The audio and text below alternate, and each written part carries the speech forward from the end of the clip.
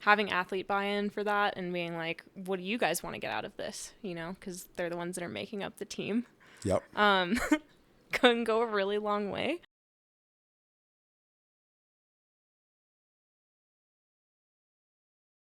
Organic Climbing is the official sponsor of Sends and Suffers podcast. Why would you trust your ankles, your back, your hips, your drip to anyone else but the real G's, the OGs? Go to Organic Climbing, pick up some chalk bags, some chalk buckets, some crash pads, and all the things you need to climb outside. Tell them that we sent you and support a real one. Friends and enemies, lovers and haters, welcome to Sends and Suffers podcast. I am your host, Mario Stanley. Today, we have Taylor Fragomeni, a returning guest, third episode, because she's just that good. Today, we're talking about our clinic that we hosted at the International Climbers Festival last July. I hope you enjoy as we geek out about coaching and the community. I think you're the most reoccurring person on the show. Oh my god. I've never done. This is episode number 3, I think. So I've never done a second episode with anybody, I think.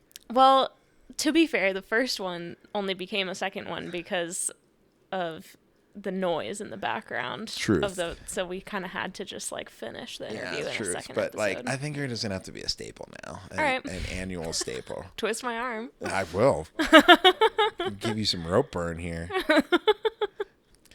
How are you? See, I'm getting the hang of it. You are? You just finished listening to me spill my guts out. Yep, I did.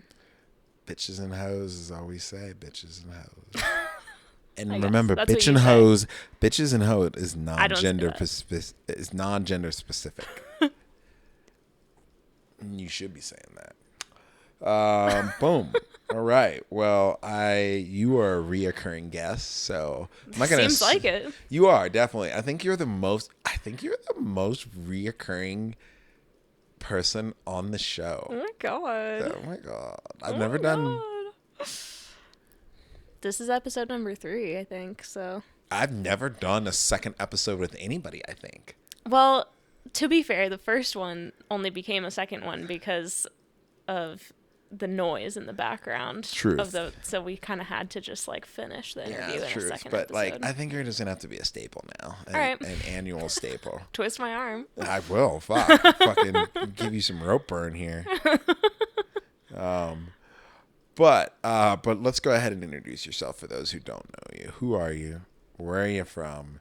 And let's do this. I always say, like, what's your connection to the outdoors? What is your favorite? No, we're not gonna go favorite food.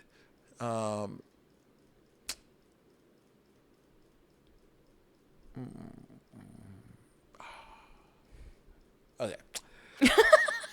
Okay, we'll start here. So I'm not gonna assume everybody knows who you are. So who are you? Where are you from? And then what is your most common words of wisdom that you give to people? Oh shit. Okay. Wow. I know. Just Heavy hit right out the gate. Listen, we ain't I know. about that weak sauce here. We in the sauce, not of the sauce. My name's Taylor Fragomeni, and I grew up in upstate New York, just south of the Adirondack Mountains. But when I was 18, I moved to Bozeman, Montana, for college, and then I stayed there for a really long time. And then I went to the desert for a couple years, St. George area, to go rock climb a lot and work down there. Mm-hmm. And now I'm back in Bozeman. I started climbing when I was near the end of my senior year of high school. So the cool thing is that I got to start out trad climbing because that's most of what the Adirondacks are. Mm-hmm. And then I kind of transitioned into sport climbing and learning how to boulder and gym climb when I moved to Montana. Nice. Yeah. Most common word of wisdom. Yeah, like what's the most reoccurring thing like you tell your athletes when you're training? Mm-hmm. Like what's like a common thread? And so what's the wisdom that you like to drop? So I said this in our clinic the other day, but a question that I think a couple years ago I started asking myself a lot to kind of help guide any sort of decision making I was doing was, am I doing this out of love or out of fear? And that has become something that I've woven into my coaching as well, because it's been so helpful for me to just, a lot of emotions can boil down to fear or love, Yeah. and like using that as a guiding force. Like, I don't want to be someone that is acting out of fear. So how do I keep that in mind when I'm making decisions? And I think, in a climbing context, it can be incredibly important as well. What is that? Or helpful, at least. What's beeping at us? I don't know what's beeping at us. Is it a bomb?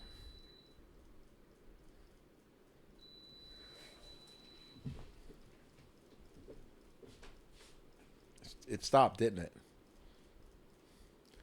Usually if it's more than 4 beeps, you should be concerned. Okay. That's kind of my rule. Like, I'm not going to move for more than like 4 beeps. If it goes to 5 beeps, I'm running. then we're done for Yeah, it. no, then it gets tick, tick, tick, tick, boom. Yeah. But, ladies and That gentlemen. is a time where it makes sense to make a decision out of fear. Yes. Oh, ladies and gentlemen, friends and enemies, lovers and haters, that is the philosophy and the word of the day. So, so we're here in Lander. We just finished up ICF, International Climbers Festival, and we taught a clinic together that we have been talking about doing for quite a while. And I think that's probably where we should start. We did some rock climbing today, but Yesterday. Yeah, we've done some. The days are all blurring together. Yeah, they really are. When you're like working conferences or events, like it's all kind of a blur. It's all a blur. Yeah, it really is. So our clinic was Coaches Coaching Coaches, Triple C, and I think it went well. I think it definitely went well. We had 2 attendees. This clinic is a hard clinic. It's a hard sell for clinic for coaches, because like International Climbers Festival is honestly really more about outdoor rock climbing than it is indoor rock climbing. But I always find that there's coaches or athletes or people who attend these events. And me personally, this is the second year of me doing some kind of a coaching clinic. And I think it's important to offer this service because I think most coaches will come here on vacation to just like rock climb and hang out. And so if you can get a little vacation and a little education, guess what? We're making it a work trip. So you can write it off if you're an independent coach. Oh, just hell throwing it yeah. out there. That's right. So I'm just throwing it out there. All you coaches out there looking for a nice solid work trip. That's it. What I would like to do is get into kind of the course material and a little bit of like the highs and the lows of our clinic. I think we broke our clinic into 2 parts. It was kind of philosophy building, and then self-reflection, and kind of like really seeing where you are and making sure that you're putting the same philosophy that you put on yourself. You put on your athletes that you put on yourself. So you kind of handled the philosophy because you are wise. Thanks. And I am a shit talker. Yes. So I'll let you kind of dive into it. Like, what was your, like, it was based off of our previous conversations on a podcast that we're working on to release. But like, what were you hoping for people to walk away in once you created the philosophy side of it? So I think having a defined coaching philosophy just makes all the decisions that you have to make easier, right? Because it doesn't necessarily just boil down to like what feels right in the moment, which is also important, but it gives you this kind of like guiding light of like, what is it that I'm actually trying to accomplish in this space, you know? So we kind of started out by having everyone talk about their, like what their values were as far as coaching, what the impact they wanted to have was on their athletes and their communities and like the climbing culture at large potentially. And then from there kind of boiling it down to like 3 or 5 values, and then writing a coaching philosophy that describes their coaching style and honors like the impact that they want to have. So that was kind of the start of it. And they came up with some really great coaching philosophies, which I was think rad. they did. Yeah.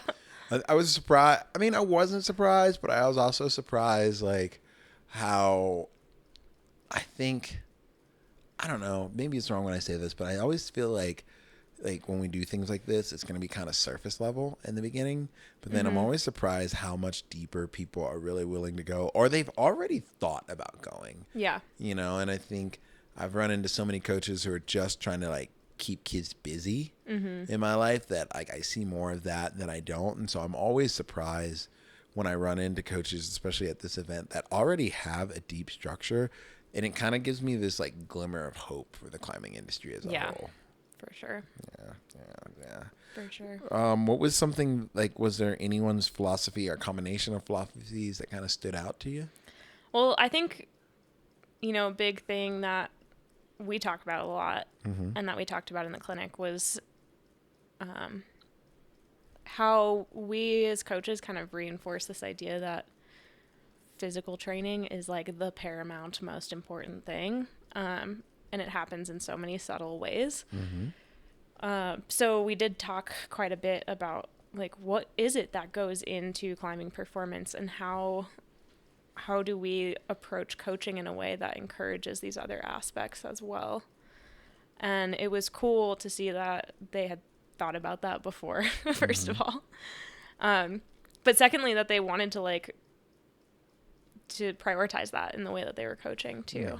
I think the human brain is very drawn to numbers and things being quantifiable and trackable. And the thing is that a lot of things that go into climbing performance aren't easily quantifiable.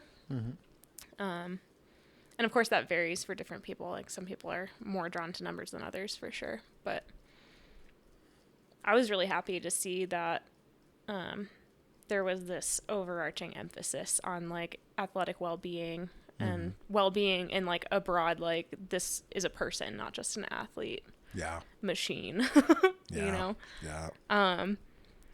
And longevity in the sport, like wanting to avoid things like burnout and all of that, trying to keep climbing fun even when it gets hard. Yeah, no, I definitely agree with you. I think, one thing I was really, well, actually, kind of before I jump into this, it's funny, is our brains used to things or want things that are quantifiable, or is it the nature of our sport? Because, I mean, we basically chase grades, for the lack of a better term. I think it's the nature of most sports, right? Like if you think about scoring, things like that. Yeah, scoring, like how fast can you run this distance kind of thing. Like things become a lot harder when you're putting in work towards something and you can't say like definitively like, look, I'm making progress, right? Yeah. And that's easier to do that when you have numbers to track. Yeah. So that makes a lot of sense. Yeah.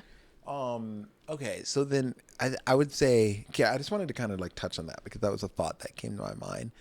I would say for me, I think probably one of the more interesting moments was seeing how when you kind of put your real world, kind of at the end of it, when you put your real world practical examples, like case studies for people at the end, I was surprised at how they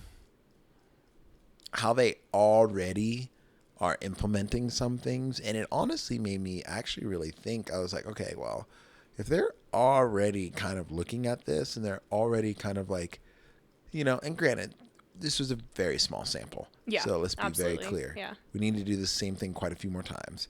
But I think to me that they're already like asking the why and thinking about explaining it and taking that to their athletes and doing that on a regular basis. To me, it makes me think about, okay, so if this is like level 1, or, well, realistically, this is probably more like level 2 or 3. But if this is like this level, like for our clinics and what we're trying to offer as a service, where should we really look at be going? Like, where is the next kind of like, not so much evaluation, but like what can we offer now that is kind of going to help these athletes, it will help these coaches continue to grow, and because I was very surprised by that, and just to kind of give a little context for everybody listening, we are working on a podcast, and the podcast we want to offer is really talking about we really just want to start the conversation more, and I'm really in two fields and two folds.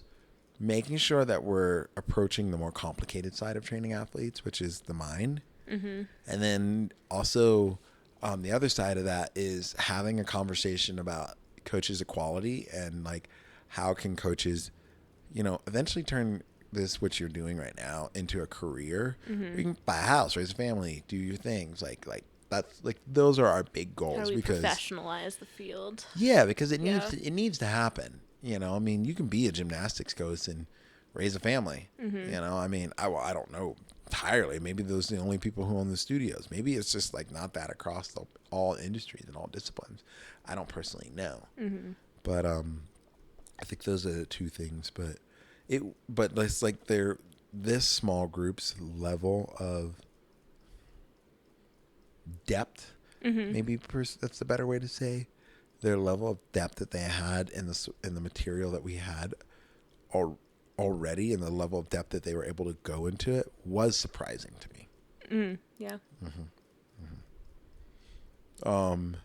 Was there anything during the clinic that we were teaching that you already thought that we could probably go a little deeper, or we could dive into, or we could expand on, or anything stood out? Always. Wow. It becomes a matter of time, I think, and like. Well, I not mean, let's look at information. Look at the packet that we made now. Yeah. Let's just look at it as packet number 1. Mm-hmm. So, what would packet number 2 consist of? Just ballpark. Doesn't have to be. We're not making the packet right now. We're making it right now. No. Wow. No, I'm just kidding. I think, I've given a clinic in the past on like team culture and cohesion. So mm-hmm. I think for those coaches that are working with the youth teams, for instance, odds that they're working with another team are quite slim. Mm-hmm. It's generally going to be youth climbers, but I think that's a really, really interesting topic that ties well into like, okay, if this is the team philosophy or this coach's philosophy, like then what? How do you form that into a team culture and create cohesion in this space so that the climbing team feels like a safe space for these kids, I think that's a really interesting place to go with it. Do you think but it's a little more niche to just youth coaching. Do you think cohesion is just something that can just kind of naturally manifest over time? Or it could potentially, for sure. Or is there more of a value of like, I mean, obviously the answer is yes, but, or is there a much stronger value of going into it right away? Like is team cohesion more important than just focusing on training on the physical aspect and training on the mental aspect? I think it's foundational. So I would say agree. Start of the season, like here are the expectations, here's what we're trying to do with this team, and like having athlete buy-in for that and being like, what do you guys want to get out of this? Because they're the ones that are making up the team. Yep. Can go a really long way.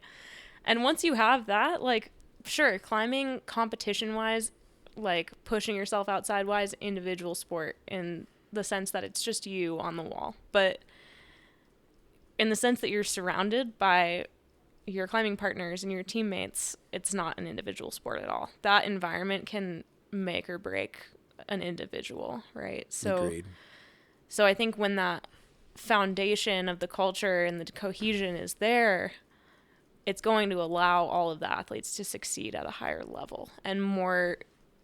And especially if we're speaking like about mental training type things, or like navigating that emotional side of climbing, if you're asking especially youth athletes to do that in a space where they don't feel like it's safe to be vulnerable, you're not going to get anywhere with it. It's going to be a lot harder. So creating an environment is fundamental as step 1. It would be the very first step of the season, the very first step of your job. Now, is that, when you say that, I think that environment creation starts with your coaches. I think it starts there. Kind of setting the expectation and setting making sure your coaches have buy-in into what they want and what you're trying to create. And maybe even asking them like, okay, how do you think we create this culture? How do you think we create this cohesion? Because I think they might have some good ideas to it, but I think starting there that's it. And so, is that cohesion or is that thing a part? Of course it is, because we just talked about it. Like our packet 1 is really about creating the philosophy. Packet 2, so we're talking about like creating cohesion. Maybe this is more team builders. Maybe this is things like that. So then what would the elusive packet 3 be about? Ooh, what would the elusive packet 3? Yeah, because to me, like, Sorry. No, you're good. You're good. I know. I'm dying. I know. I'm just I'm so beautiful. It's hard to look at. Yeah, that is what it is. What can I say? No, I think because I think for me, like the part that I added onto the packet 1 is really kind of a self-assessment test and looking at your year and things like that. And I think the second part, if we're talking about cohesion, then I think the part that I would add on to our packet would be on the bottom end and the back end of that would be, after really working on team cohesion, I would actually look on, I think the next approach would be approaching your employer and making sure that your gym that you work for, whether it be a corporate company, big company, private owners, mom and pop, however it is, making sure that you have a what's it called? A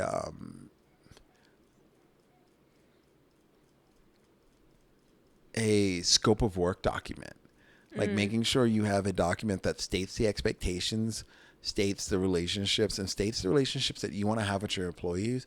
Make sure that the authority that you are given is clearly stated and the boundaries are put up, because these boundaries will then allow you to really excel.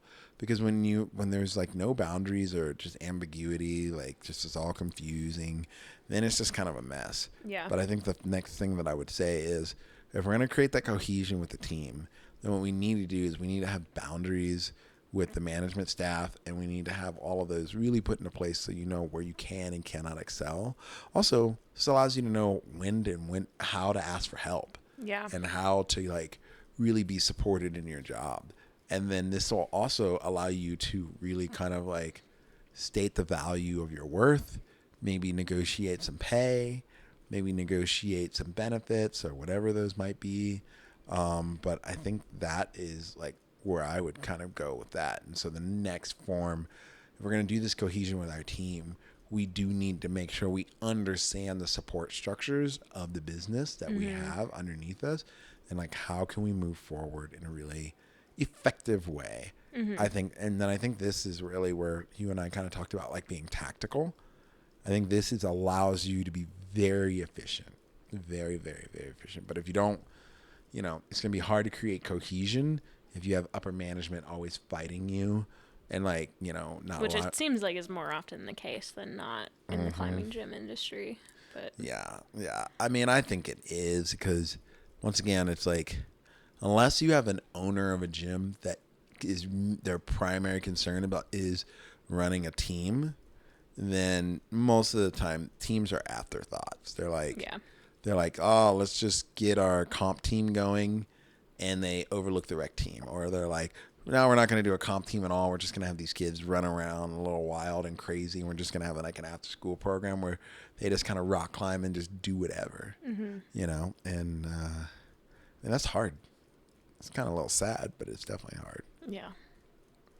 Yeah, it's a lot of, I feel like being a youth coach especially, there's a lot of trying to make the most out of limited resources. Yeah. Yeah, I spent a lot of my own money on a lot of resources, growing teams and managing my team for a long time. Yeah. Yeah, it's definitely rough. So, what is packet 3? The elusive packet 3. I think packet 3 gets into some just hard communication skills. Ooh. We're talking hard communication skills with athletes and coaches, or just kind of across the board? I mean, I think across the board, really. Yeah, I could say that.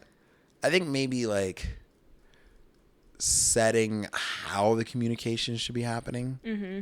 Yeah, Yeah. I think that would be key. Man, is getting into the weeds. Yeah. Yeah, you could really go anywhere from those foundational topics, but Yeah. I think just basic communication skills are really key. Doesn't everybody know how to communicate?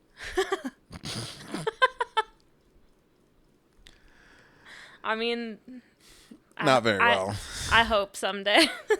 I don't think it's ever Well, it's not happen. something that is like prioritized, right? It's not like we take classes in school that are like, hey, here's how to communicate effectively in it.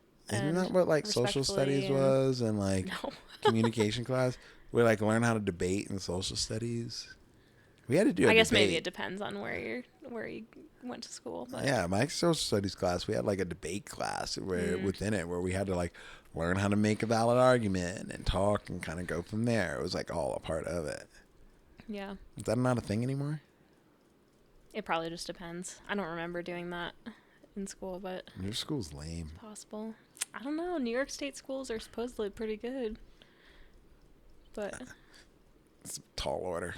it is a tall order. That's also just like argument fact based, and I think like, to go beyond that, it's all the harder parts of communicating that we're all just like struggling through all the time. Yeah.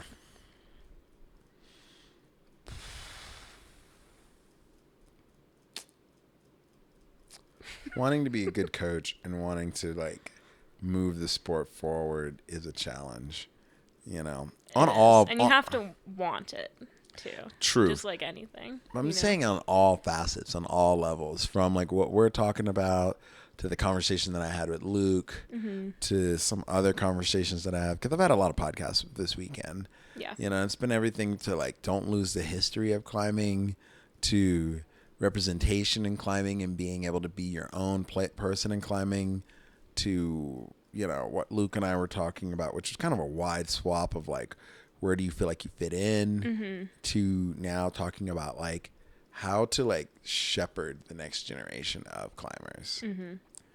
And it's, I just feel like it's so multifaceted. It is. Yeah. It really is. Oh man.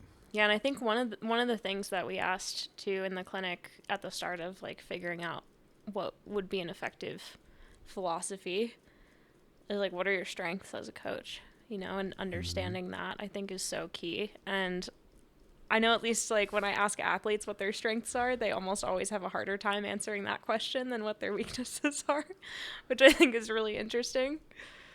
My strength is dynoing. I can campus really well. Well, it's like in the way people answer that question will tell you a lot too. Right? Oh yeah. When you ask an athlete, like, what are your strengths and weaknesses? They give you only physical attributes, and you're like, cool. You're not even thinking about the mental side of things. Yeah.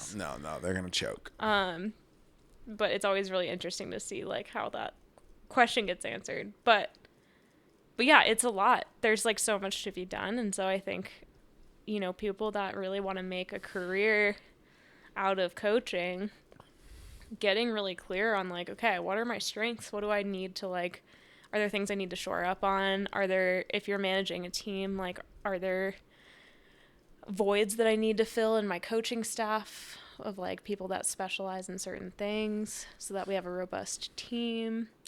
I think that's also a hard thing to fill because I think a lot of gyms, from my experience, just want bodies in the room. Absolutely. More so than having it's so hard. people specialize. And there's not a lot of people that are like trying to make a career out of it. But that's because if we can shift things to where it's more feasible to make a career out of it, then that could change. True, but I think that's also allowing coaches to eventually, I'm not saying quite like unionize. I understand that's like a very taboo and like trigger word right there.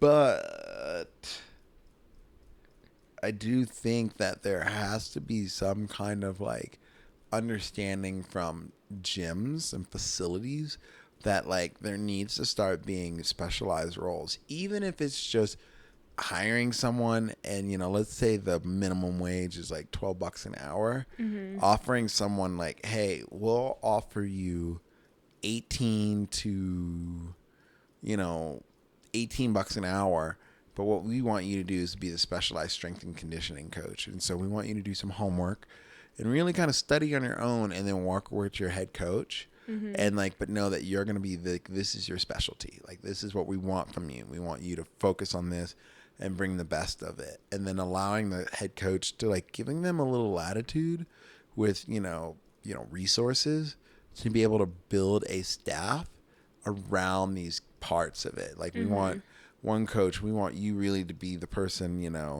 whether it's, we want you to be quote unquote, the connector on the team. Like, your whole job is really connecting with athletes and just checking where they are in on life like that. So the head coach can still start looking at the whole plan of the whole program as a cohesive thing. And I think that's a big problem because we don't really, that's not encouraged. What's encouraged is hey, this kid is home from summer and he's not going back to college. We can keep paying him $15 because, or $12 because he did really well in camps and the kids like them. So let's just let's keep them coaching, and it's it's a big deal.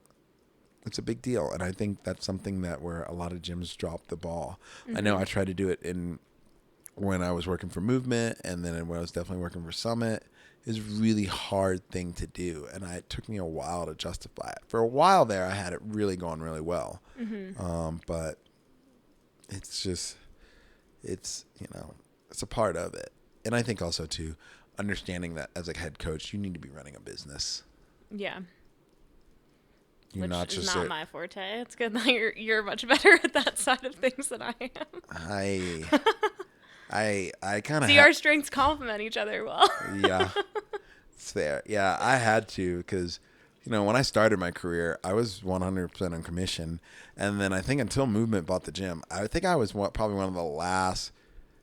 I don't know. I think I was one of the last coaches in the country on a big commission. I was 100% commission at my job. Yeah, prior to Movement buying Summit, I was 100% commission for over 18 years. I was 100% commission. That's wild. Yeah. So I was motivated. Yeah. Very motivated. Makes sense. Yeah. I like to eat. Yeah. I like bougie food. Yeah. So, yeah. Man, so what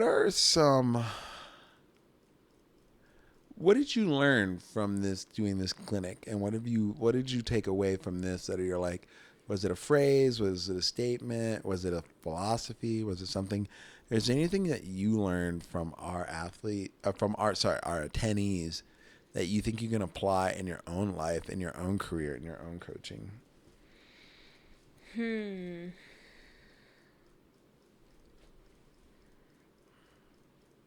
I think to go back to what you were saying earlier about being surprised by the depth that we were able to go to in the clinic.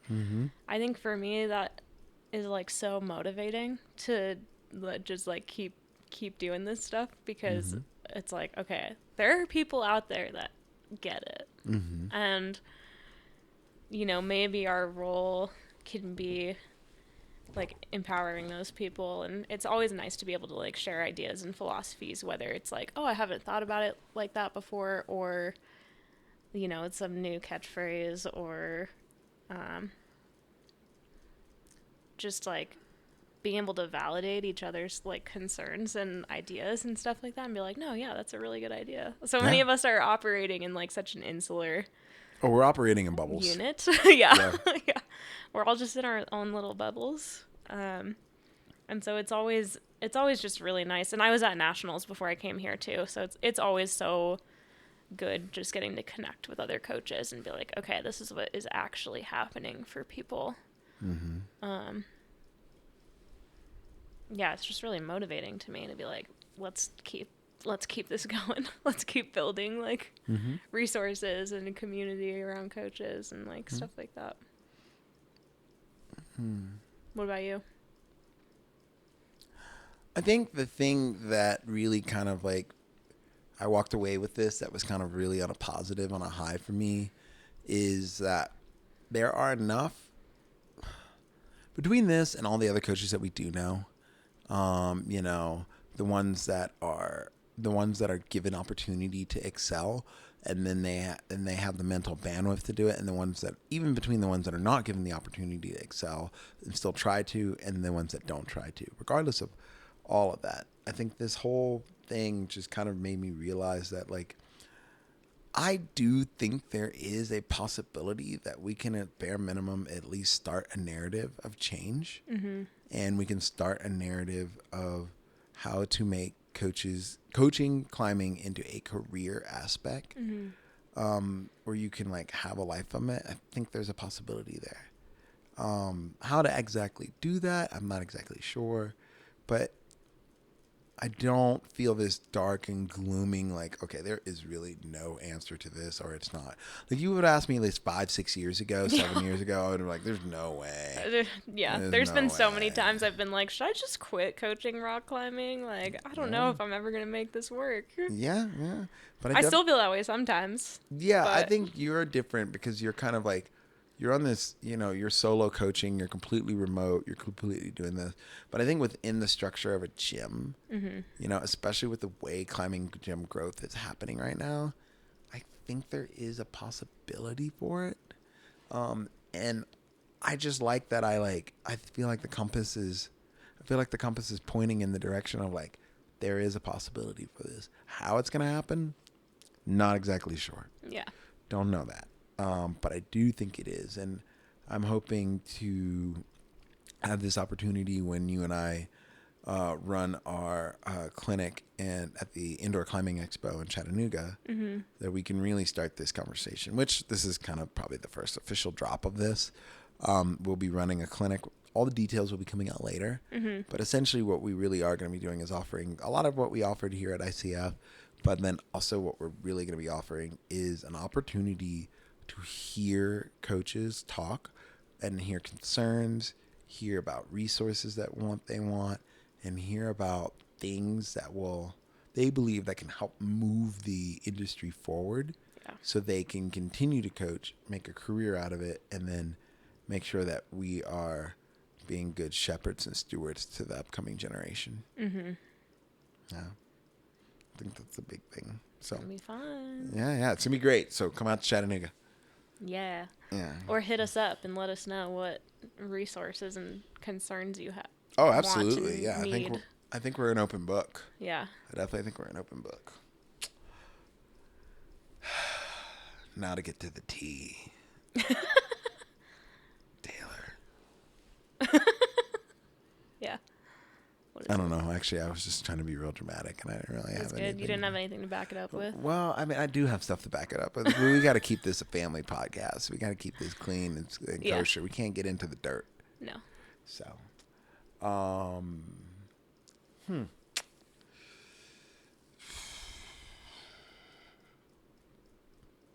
trying to think. Is there anything else outside of you just, being a dirty hippie now living in your brand new van? It's not brand new. It has like... Is it new to you? It's new to me. Yeah, it's brand new. Brand new to me. Yeah, I was about to say. About to do a build out. Yep. How do you feel about it? I'm so excited. Nice. Are you going to be just full time on the road now? Probably not. I think I'll still be like home base. I find that I like kind of having this like home base in Bozeman, but having the freedom to just kind of like leave whenever you want. A few weeks at a time, Yeah. and having like a home no matter where I go. Yeah. I lived out of a really tiny van when I was in St. George for like 8 months, and I also just love the simplicity of it, It's I do. I have everything I need and nothing more, and like it's easy to clean up, and just I don't know, it's cozy. I miss living in a van, trust me. I miss that. That's like the thing I miss. It's like it's so simple, so easy. All your it's like, and honestly I felt like sometimes it's more effective because you have less to deal with. You don't have this house, you don't have this whole big thing. It's really like, okay, like where can I put my energy and my efforts and maximize it? Everything has its place. It's like, I just love it. It's I'm so great. excited for you. And I've been wanting to do that for a really long time. And I finally have one I can stand up in. So hell yeah. Wow. Thank God you're short. Yeah. I'm average height, all right? Whatever. Once you get your ceilings in, I'm going to have to duck inside your van. Oh, yeah, you're not going to be able to stand in there. No. You're going to have to have a seat. Yes. Yeah, Ugh. that's okay. The agony. Having to sit in a vehicle. I'll make sure that's comfortable. Yeah. You gotta get those captain swivel chairs, like passenger and co-pilot chairs that can swivel around. Yeah. They're expensive. I'm gonna do that at some point. That's gonna be like a later purchase. thing. I gotta be really strategic with which things I do. Yeah, right now in which order. It's just about that's living low priority. in it. Yeah. It's just about getting it livable right now. Exactly. Nice. When are you hoping to be complete with like livable status? I'm hoping like end of August. Okay. That'll be the plan. I mean, I've been living out of it this trip and it's been fine. It wouldn't work really if I needed to like cook and control temperature and stuff you're like living that. like a hobo. Yeah. No, it's actually it's pretty cozy. I've been sleeping really well. I know. I imagine. I was actually a little jealous of the setup. I was just like, oh, he finally admits it, folks. I know. I just want another van. You've been talking shit all weekend. I mean, I'm going to continue to talk shit out of jealousy, and this is one time, and I am just deep down in my core, slightly jealous. Deep down in my core. I'm sorry. No, you're not. You're right, I'm not. I was about to say, take that somewhere else. Oh, man. I mean, it's pretty sick during nationals, just like driving up to Big Cottonwood Canyon and just like sleeping at elevation and being like, yeah, I get to like wake up and there's these beautiful like mountains and a creek and like it's so nice out. Oh, it's nice. It's amazing. I love it. So where are you headed to next after this?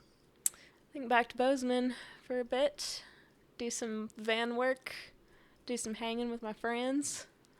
I thought you didn't have do any some friends team in prep. Bozeman. I have friends in Bozeman. I think that's not what you told me last time. You told me you hate everybody there. I did not say that. Everyone's lame. He's lying. Am I? You are. I have a lot of really good friends in Bozeman. Fine. They know who they are. Oh, man. Well, I just want to let everybody know that we are working on a podcast. It's working on coming out. This is kind of our first little drop of it. And also I want to give the structure that like this episode might seem a little random, but this is what happens when two homies get together and we've been like body doubling, co-working. We have. It's been so great. Yeah, it's been good. I've gotten so much done. I never get this much stuff done. You're welcome. Turns out I just need a body double. Fine. It's just any body double, not just me. Fine. No, fine. Yeah, it's any body double. Complete trash.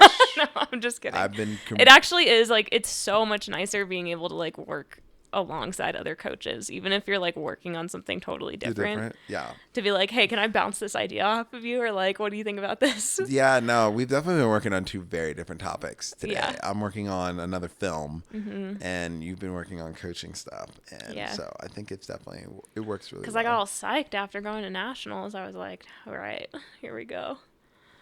It recharged me a little bit. I think Lander has either has the ability to recharge you or completely, utterly drain you. Don't get me wrong, I am also drained in other ways. I'm very tired socially. And socially and physically. I'm definitely excited to just go home and like not really talk to anyone for a couple days. But yeah.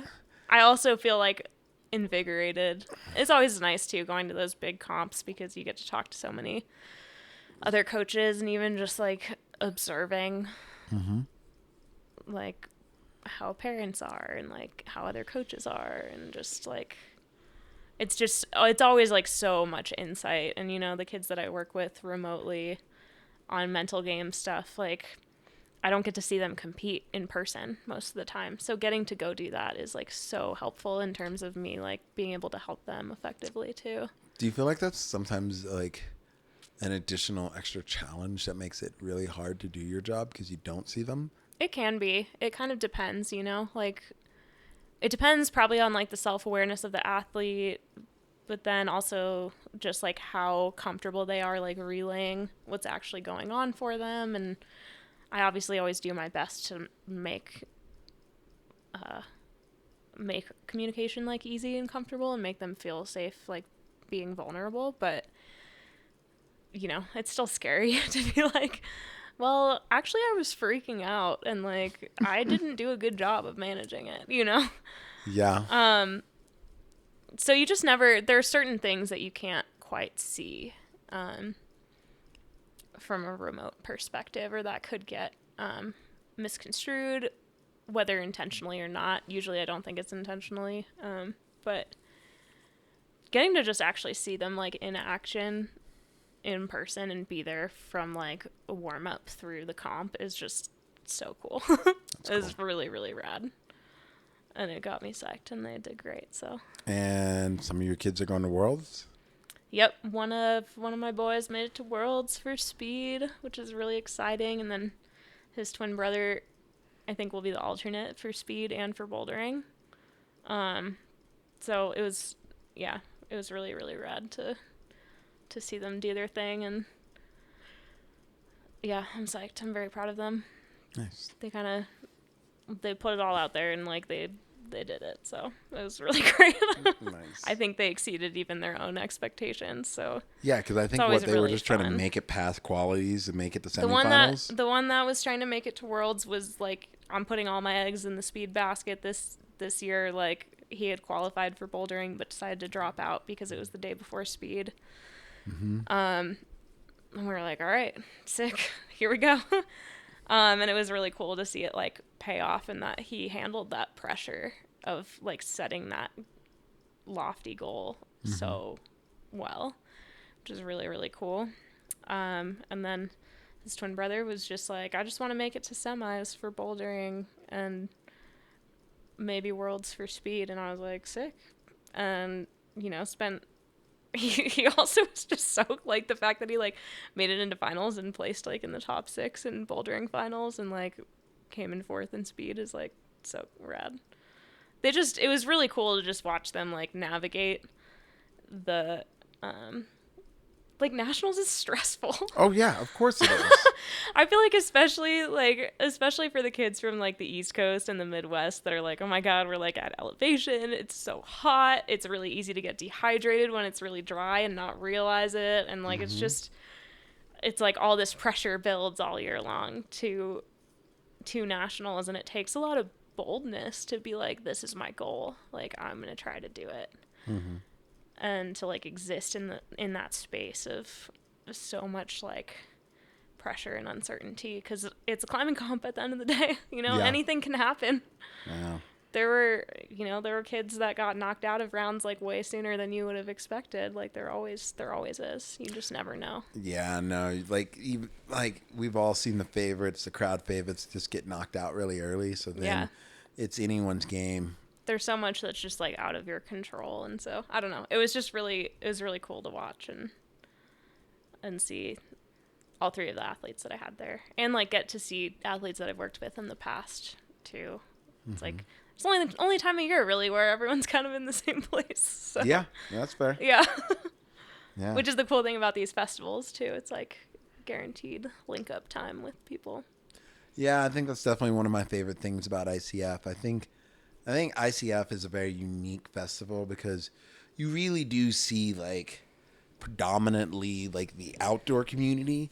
I don't think you see as much as the indoor community. Like, I see so much of the indoor community at so many other events and so many other festivals or conferences or things like that. But this community, you really only see, like I just think you see, like, you see all the dirt bags. You see all the climbers, people who have been working on major routes outdoors. Like, this is really where it's at. Yeah. Yeah. Yes, I personally think this is one of the most beautiful festivals of the whole year. And I think it's gotten better and better every year. Yeah. Especially now. Shout out to Val. I know, She's Val. crushing it. Val. Yeah, Val definitely really changed it up. And I think she really made it a much more inclusive space this year. And I Big think, time. yeah, and I think It's she's really rad changed to the see. format just enough. She tweaked the format just enough where it made like, the hang time really exciting.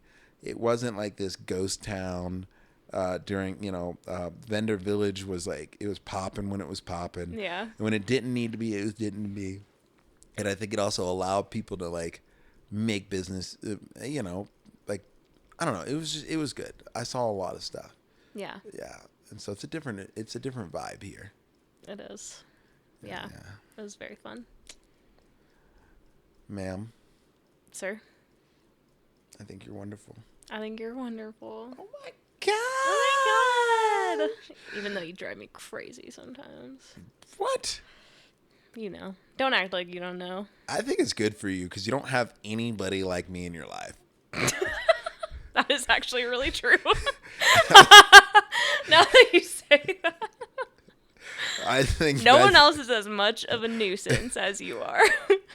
But at the same time, I don't think you would rather it any other way. That's because true, yeah. like, I need the chaos in my life. Yes, that is what I'm Yeah. here. Like, I'm about to say, I might be a little wild. I might be pushing you to the edge.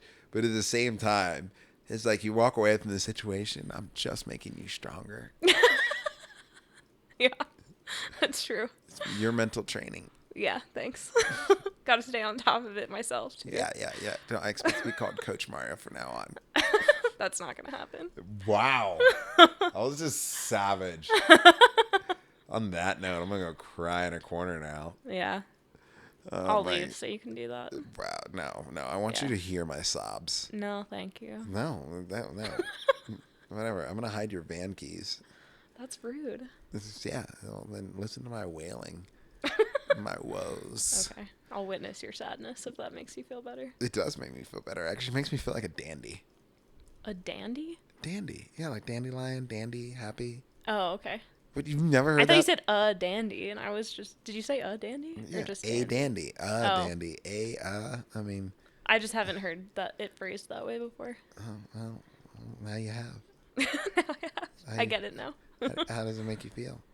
I kind of like it. All right. You're welcome to use it. Yeah, thanks. I hope you do. Okay. Oh my God, we're just like crap talking now. Anyways, we're gonna go.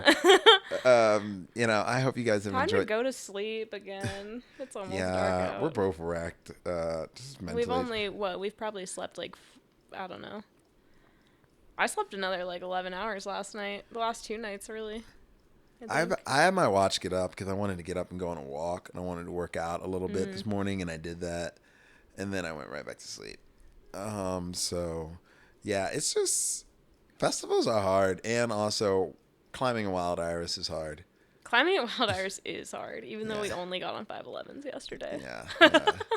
It's like it's just a different animal. Yeah. Yeah, it's just every kind of, whether doesn't matter what kind of stone it is, whatever area it's like developed in. So like up here, it just has a different behavior. Mm-hmm. Climbing in the rock here just has a very different behavior than a lot of other places. So. Pockety and powerful. And good fucking feet work. Yeah. Good body positioning. That's like that was the thing that stood out to me the most. It's like I really had to like move my body into the hold. Like you can grab holds. You can try and grab holds in yards, but like your fingers have got to be that strong. But if you can get your feet on and just shift your body in the direction that you want to go, I think it makes a big difference. Okay, I have a question. I'm curious about your opinion on this because I was explaining to an athlete recently. I did a lot of setting after sport divisionals because we hosted at Spire, and then there was a lot of lead climbs to fill in. Mm-hmm. And I put these like really rad slopers and pockets on this like 11D that almost always get set on like 12D and up. Mm-hmm. I was like, the 511 climbers want to grab these holds. Yeah. And so I was talking to one of my athletes in my adult training team about how, in my observation, like really climbing on pockets and climbing on slopers kind of requires similar like body engagement or body positioning, like that open-handed grip. And I'm curious if you agree or disagree with that. Pockets, I think you can get away with. But Depends on how like in cut they are, right? Yeah. So anything, but like flat pockets, anything that's open-handed. anything that's open hand or kind of a non-hold. I think the secret is really it's kind of like hard. It's really like hard 513 climbing, watching someone climb hard 514. Like the concept is the same. You're just not on the terrain as difficult. Yeah. As difficult. Yeah. The concept is when basically up to 512, you can really just grab a hold in yard. Basically, up to 512, you can grab a hold in yard. It's not always the case for every problem. I understand there's a lot. Let the record state, I've never been able to grab a hold and pull hard. Wow. Moving on. Speaking for yourself. I am speaking for myself. But I think like all the way up to 12A, maybe even 12B, you can really just grab on the holds in yard. Sometimes, now every route is different. Everything is totally different. That's it. But just in general.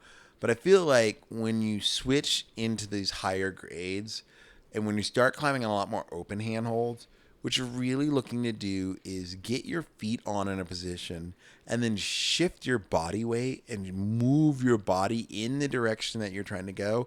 Or more often than not, you are trying to move your body in a way where your body takes the weight off of your hand. So if you're holding onto this non-hold, let's say you are, you got a really high right foot and you've got pretty much shit for a left foot, but it's enough to scum off of, and you've got like a big slopey hand that your right hand is going out towards, and your right foot is high, and you're just hanging on it. If you can bring your knees past your toes, knees over toes, shift your weight, squeeze your glutes, and like spread your legs out a little bit farther like a frog and suck in.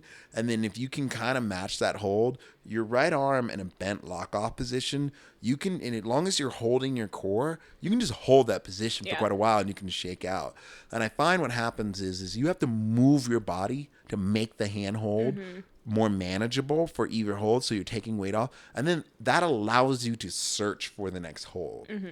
Assuming that you're climbing outside. Yeah. If it's indoors, you kind of just know what you're doing. You can see the holds really easy. But I think that is what happens at that. And I think setting that at a 511C, 511D range is really beneficial for climbers because they need to understand that. Because like there's so many routes where like prime example, like the stupidest route ever. And I'm going to get a lot of hate for what I'm about to say. But Lavender Eye is the dumbest route ever in Horseshoe Hell. At Horseshoe Canyon. It's a one move wonder. And if you go quote unquote off route a little bit to the right or the left, it's like, 10D might as well be. Maybe 11D. It's so easy. Yeah. It's so easy if you go a little bit right. But everybody's like, no, you got to climb through the eye. And I'm like, the next bolt line is like way over there and way over here. But it's a one move wonder. You just got to hit this one route. My favorite route in Horseshoe is Venus Butterfly, which that thing is just like on you from the get-go. Like you need to be ready for the ruckus right away. But we're getting into semantics right now. But I do agree that like that should be set more often, and those kind of movements should be set more often because kids just don't understand like the moment they let go of hand. It's like the tension test that we did last night. Most people, when the moment they get a little like, all right, I moved in the hole, they release their whole body. They don't think about maintaining. They never think about maintaining that tension. And I think it then needs to happen more in climbing. Yeah. Because it's more of like what outdoor climbing is. And it's only what it's competition. And that's really what, like, if you've been watching all the climbs on, at nationals, especially for the upper level, that's all that they are. Like, you just got to be able to hold that body tension. But if you can't, bye-bye. Bye. Yeah, so. Yeah. Yeah, that route, like, worked out perfectly for that. Sounds beautiful. For sure. I wish I would have climbed your choss pile. It's not choss pile. That's okay. 5 stars. Think that? People were straight fighting over it one night, and I was like, I'm kind of uncomfortable. That's what happens. But it was happening. That's what happens when you're so good, Taylor. Everybody just fights for you. I think my routes are just different. They're novel. Novel. In that gym. It's a bold word. I don't mean that in like a egotistical way. I mean, novel's a I'm bold word. Well, in that gym, I'm saying I'm just Okay. I'm very techie, body positiony, like gonna make the climbers at all the levels climb well. That's fair. And I think that's just not what gets said in there a lot of the time. I hope you enjoyed this episode of Sends and Suffers podcast. I know it's different than what it's normally been in the past. As I said before, we had a massive hard drive failure. I am working on rebuilding and bringing you guys a brand new flavor in the beginning of the year for your ear. But until then, remember, if you're not suffering, are you even sending at all?